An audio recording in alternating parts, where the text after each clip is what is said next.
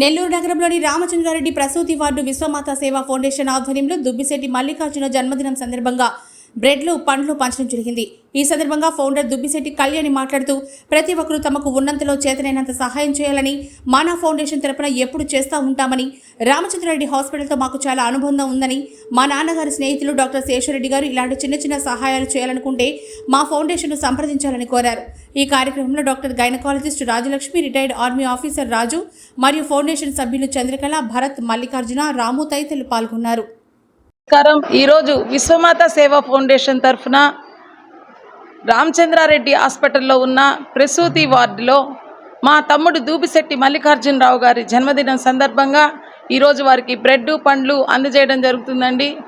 ప్రతి ఒక్కరూ తమకు ఉన్నంతలో చేతనైనంత సహాయం చేయాలని మన ఫౌండేషన్ తరఫున ఎప్పుడూ చెప్తూ ఉంటాము। ఫస్ట్ టైం అండి రామచంద్రారెడ్డి హాస్పిటల్తో మాకు చాలా అనుబంధం।